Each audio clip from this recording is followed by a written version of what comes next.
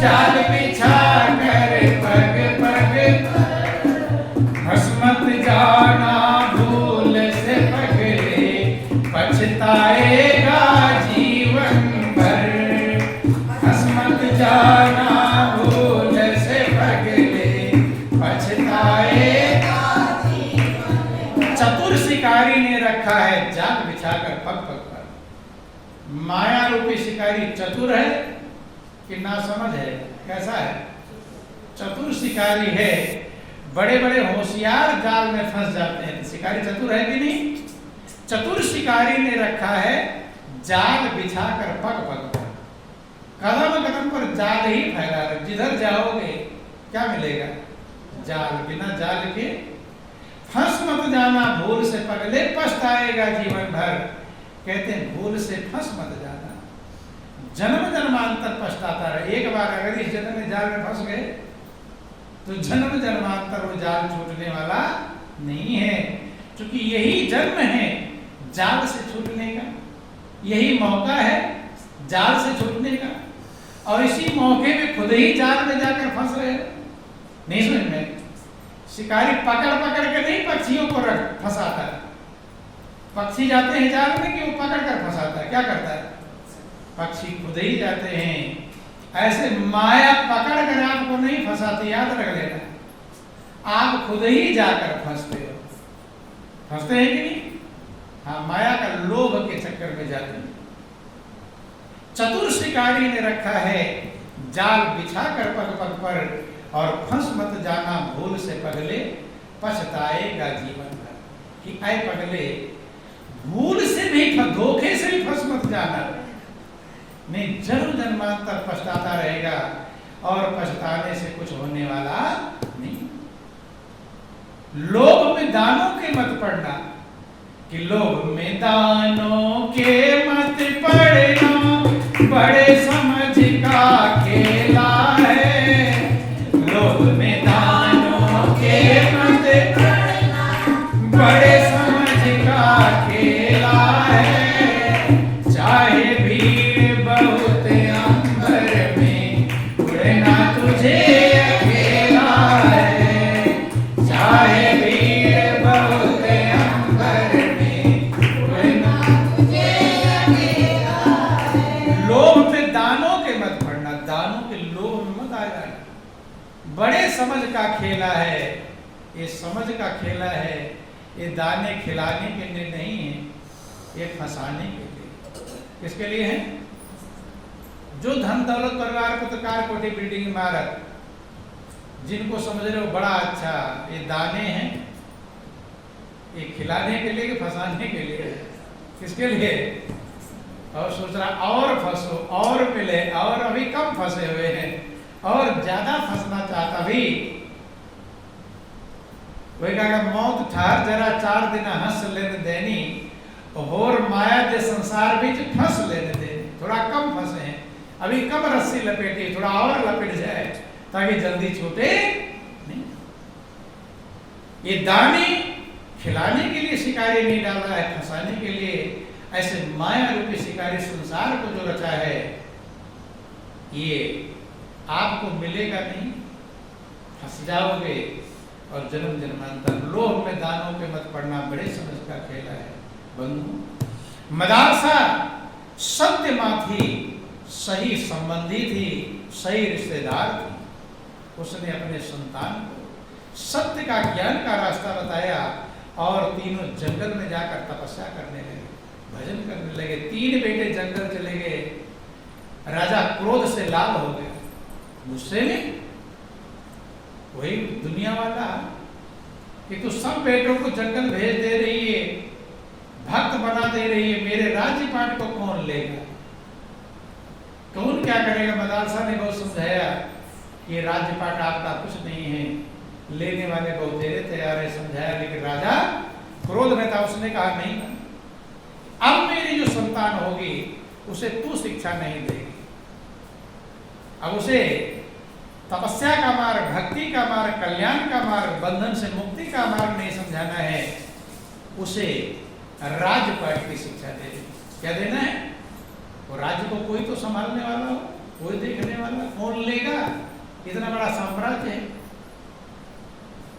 जब उसने फटकार लगा तो मदालसा ने कहा ठीक है, 3 तो वन में चले गए भजन करने के लिए। देखो मदालसा का दिल गदगद है कि मेरी संतान प्रभु की भक्ति करने गए। किसे करने गए? प्रभु भक्ति। अब चौथा जब बेटा पैदा हुआ तो उसका नाम रखा, 3 का नाम तो राजा ने रखा था, विक्रांत, सुबाहु और अरिमर्दन। चौथे का नाम मदालसा ने रखा अलर्क। क्या रखा? अलर्क। तो राजा हंसने लगा कि ये कौन सा नाम है, इसका तो कोई मतलब नहीं, अलर्क है। नहीं समझ में आए? इसे आप अल्लड़ कहते हो ना, इधर का ना उधर का। दुनिया में फंसेगा तो क्या रहेगा? अल्लड़ ही रहेगा। तो मदालसा ने क्या नाम उसका रख दिया? अलर्क। राजा हंसा कि ये कौन सा नाम, इसमें आपका कुछ नाम का अर्थ है?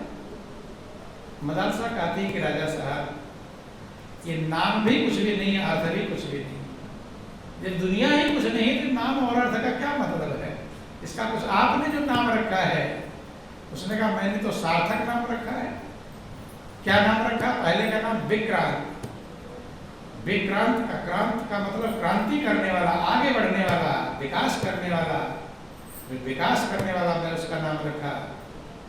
मदालसा कहती है कि ये पूरा संसार सत्य है, सत्य में समाया हुआ, इसमें कभी कोई परिवर्तन होता ही नहीं। किधर क्रांति करोगे? ये नाम भी अर्थहीन है, इस नाम का कोई भी अर्थ नहीं। दूसरे का नाम सुबाहु। क्या नाम है? सुबाहु।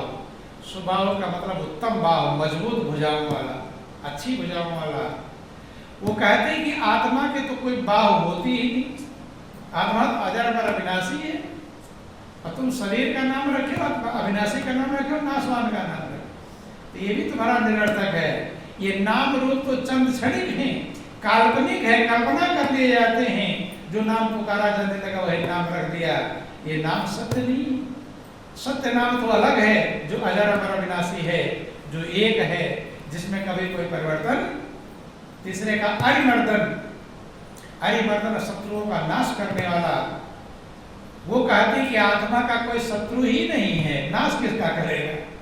जो तुमने अरिमर्दन नाम रखा है, जब आत्मा का कोई शत्रु है ही नहीं, दुश्मन ही नहीं, नाश किसका करेगा?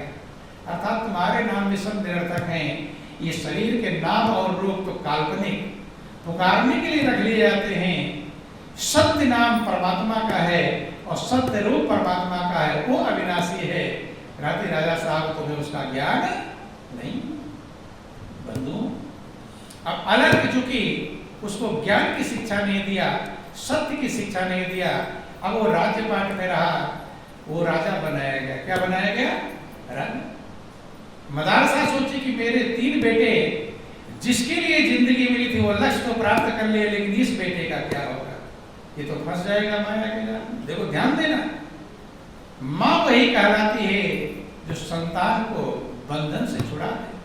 आपका बेटा बंधन में बंधा हुआ हो तो आप क्या चाहोगे? बंधा रहे या छूट जाए? हैं? तो जीव जन्म जन्मांतर से बंधन में बंधा हुआ है, तुम लोग उसे छुड़ाते हो और बांधते हो और रस्सी लपेटते हो। बोलो वृंदावन बिहारी लाल की। और कहते हैं बहुत प्रेम करते हैं। सही प्रेम हुआ है जो बंधन से छुड़ावे, बंधन में बांधे नहीं, बंधन में बांध रहा है, सही प्रेम नहीं। सही प्रेम वो है जो भी लोग समझदार हुए वो भी अपने संबंधियों को बंधन से छुड़ाए। भगवान कपिल हुए, उन्होंने अपनी माँ को तत्व का ज्ञान दिया, सत्य का ज्ञान दिया, माँ को बंधन में नहीं, बंधन से छुड़ाया। ध्यान देना। अब उस बेचैन रही, विचार करती रही, इसका कल्याण कैसे होगा? राजगद्दी पा गया, शादी बात सब हो गया, राजा बन गया, अलग तो राजा बन गया।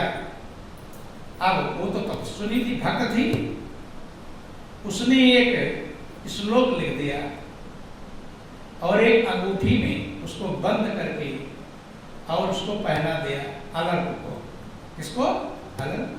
चूंकि पहले का नहीं, चौथे पन जाए निर्कानन, चौथे पन में लोग जंगल जाते थे भजन करने के लिए, और आज चौथे पन में और ममता सताती है। नाती पोते बेटा बेटी उसी में और मन लगाते हैं। जंगल जाते हैं, जंगल को कौन के यही नहीं, मन को जंगल नहीं बनाता।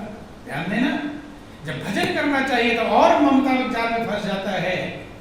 उसने लिखकर अंगूठी कि बेटा, जब कोई घनघोर संकट आ जाए, जहां तुम्हारी अकल नहीं काम कर पावे, बुद्धि नहीं काम कर पाए, कोई उपाय तुझे ना सूझे, तब इसमें उपाय रखा हुआ है। इस अंगूठी में उपाय है। कोई चारा नहीं चले, कुछ ना समझ में आवे, व्याकुल हो जाओ, निरुपाय हो जाओ, तब इस अंगूठी में उपाय है। तब इसे खोलना और पढ़ना। अंगूठी पहना के दे दिया, अपने भजन के लिए चली गई। अब ध्यान देना, गई कहां पर? जहां उसके संतान भक्ति भजन कर रहे थे। बेटों को समझाया कि भाई, तुम लोगों का छोटा भाई है, वो माया के जाल में फंसा हुआ है, उसे कैसे निकालो। इस जन्म में अगर फंसा रहेगा, जन्म जन्मांतर फंसा रह जाएगा, उसे भी निकालो। किसको कहा? अपने बेटों को जो तपस्या कर रहे थे भजन करना। तो परहित ले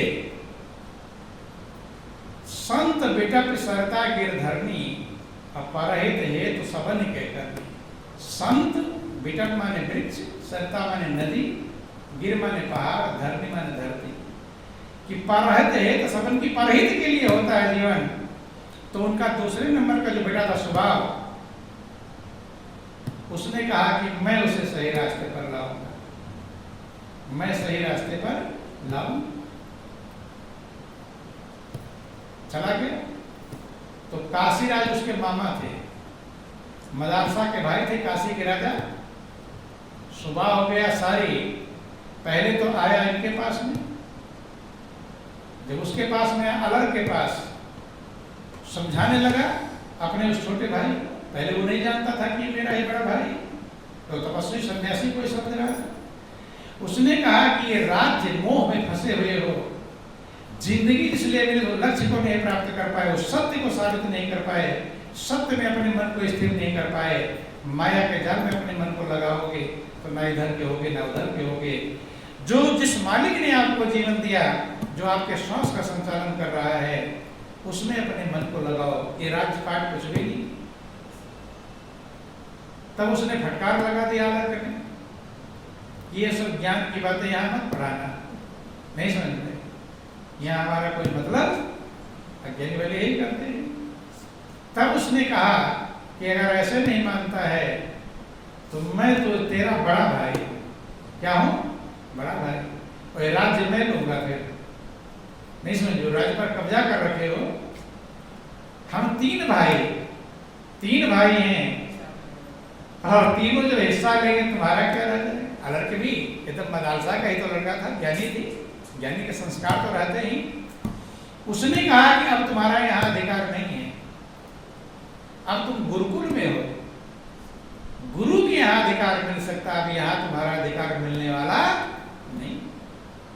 चुप हो गया। उसने कहा अच्छा इस रास्ते से नहीं समझेगा।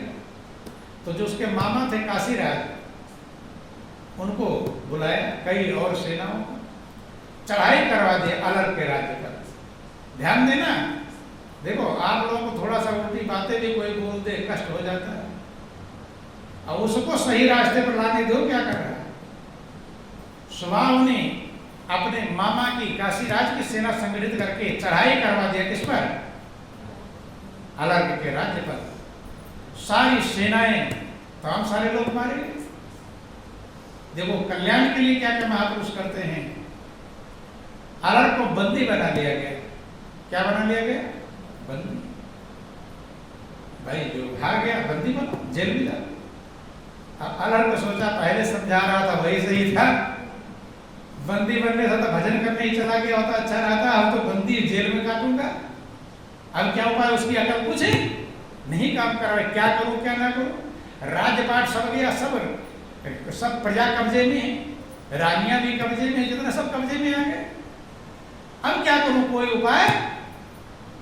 तब उसको माँ की बात याद आई, माँ मदारसा की, कि माँ ने कहा था जब से कुछ ना सोचे कुछ उपाय ना दिखाई पड़े, तब ये अंगूठी खोल कर पढ़ना, इसमें उपाय है। क्या है इसमें? उपाय है। अब उसने कहा अब क्या करूं, चलो बंद जेल खाने में। उसने कहा 1 मिनट रुक जाओ, थोड़ा सा देर बाद ले जाता, उपाय तो देख लूं, देखूं कि माँ ने क्या उपाय बताया था। कुछ उपाय ना दिखाई पड़े तो उपाय इसमें है। सोचा कि तो जेल में जाना पड़ेगा, क्या उपाय है। जब उसने पढ़ा तो उसमें लिखा था जब कुछ ना सूझे तो संत की शरण लेना। किसकी शरण लेना? संत महापुरुषों की शरण लेना। उसने कहा अब ले लो राज्यपाट, अब मुझे कुछ भी नहीं चाहिए, लाओ मैं साइन कर दूं। अब मुझे राज्य चाहिए ना पाठ चाहिए ना मैं कब्जा करना चाहूँ। जेल में क्यों डालते थे? अगर फ्री रहेगा फिर दोबारा कब्जा कर लेगा, छुड़ा लेगा अपने राज्य को। उसने कहा सब मैं लिखित में दे रहा हूँ, मुझे अब छुड़ाने की जरूरत नहीं, अब मुझे संत शरण चाहिए। क्योंकि माँ ने उपाय बतलाया था। तो अलर्क गए, उस समय के संत महापुरुष दत्तात्रेय थे। कौन थे? गुरु दत्तात्रेय।